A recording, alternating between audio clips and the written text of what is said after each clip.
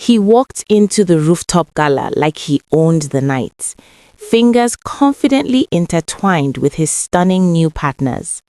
The skyline shimmered behind him, cameras flashing against marble floors and crystal chandeliers.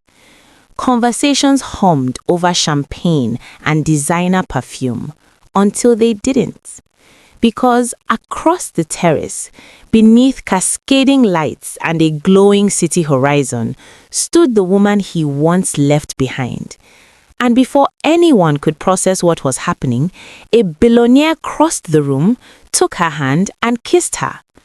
The gasps weren't subtle. They were sharp, collective, unforgettable.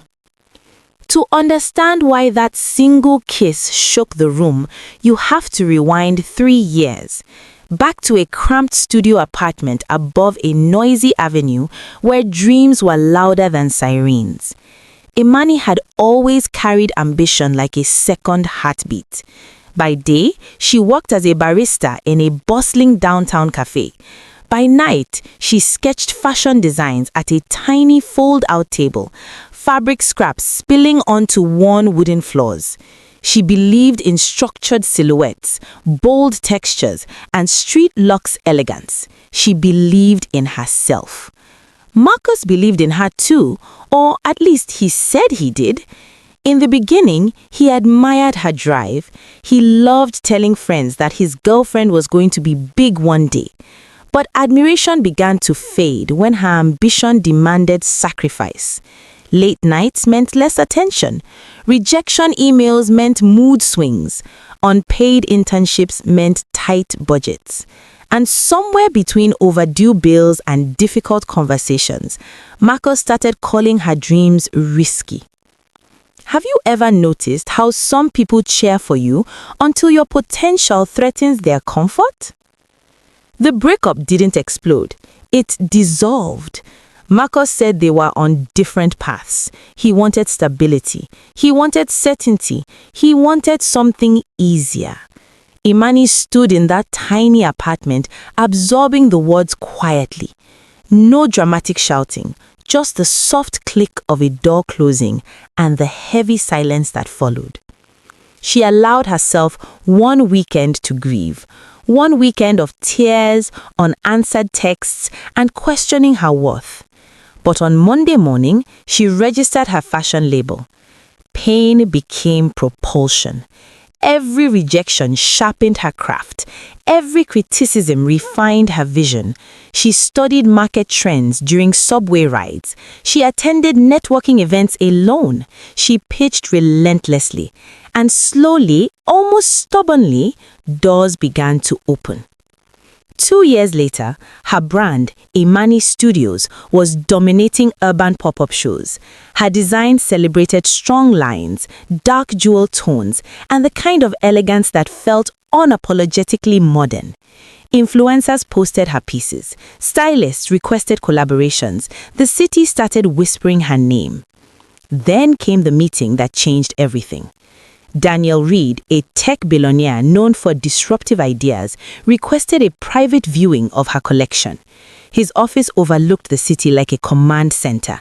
Glass walls, minimalist decor, quiet power. Imani walked in wearing her own design, tailored, bold, unmistakable. Unlike other investors, Daniel didn't begin with numbers. He asked about her story, her mission, her long-term vision. He wanted to know why she designed the way she did. Because I never saw women who looked like me centered in luxury, she told him. So I decided to create it. He invested, not just financially, but strategically. He connected her to manufacturers, marketing teams, international distributors. More importantly, he respected her leadership. He never tried to dilute her voice. Isn't it rare when someone sees your value before the world applauds it? Within a year, her brand exploded. Magazine covers called her the new queen of urban couture. Her runway shows blended city grit with high fashion polish. She wasn't just building a label, she was building legacy. And Marcus watched from a distance. At first, he told himself he was proud. But pride has a way of souring when mixed with regret. He scrolled through photos of her success, lingering on interviews where she spoke confidently about resilience and reinvention. He noticed the way Daniel stood beside her at public events, supportive, secure, never overshadowing. When an invitation arrived for the city's most exclusive rooftop gala, hosted by Daniel Foundation, Marcus saw opportunity. He had moved on, after all. His new partner was polished, sophisticated, socially impressive. Attending the gala would prove he was thriving too. But was it closure he wanted or validation? The night of the event, the skyline glittered like 1,000 tiny spotlights. Marcus entered confidently, guiding his partner through the crowd. He expected tension, maybe even jealousy. Instead, he found Imani radiant and composed, laughing effortlessly beside Daniel. She wore emerald silk that caught the light with every movement. Her natural curls framed her face like a crown. She looked powerful, not because of the dress, but because of the presence. Marcus approached, rehearsed smile in place. "Imani," he said, voice thinner than he intended. She turned and greeted him warmly. No bitterness, no longing, just maturity. She congratulated him on his new relationship and meant it. The absence of resentment unsettled him more than anger ever could. Isn't indifference more powerful than revenge? Daniel observed quietly, reading the unspoken tension. Marcus emphasized how happy he was. His partner smiled politely, though uncertainty flickered in her eyes. Then Daniel did something unexpected. He stepped closer to Imani, gently lifted her hand and kissed her. Slow, deliberate, unapologetic. The rooftop fell into stunned silence before erupting in whispers. Champagne glasses paused mid-air, phones subtly angled for a better view. Marcus stood frozen, realization dawning across his face. Was it romance? Yes, but it was also declaration. "I invest in what I believe in," Daniel said softly, still holding her hand. And in that moment, Imani was no longer someone's ex. She was the future, a visionary, a force. Marcus finally understood what he had lost. Not just a partner, but a woman who refused to shrink herself for comfort. Have you ever mistaken someone's strength for too much? The night continued, but the power had shifted. Investors lined up to speak to Imani. Social media buzzed with headlines about the rooftop kiss. Yet what truly captivated the city wasn't the romance, it was the transformation. Because Daniel hadn't saved her. She had saved herself first. That was the difference. Real love didn't compete with her light, it amplified it. Daniel never asked her to tone down her ambition. He admired it, he matched it, and together they represented something modern and magnetic, partnership without insecurity. In the months that followed, Imani expanded her brand globally. She launched scholarships for young Black designers entering the fashion industry.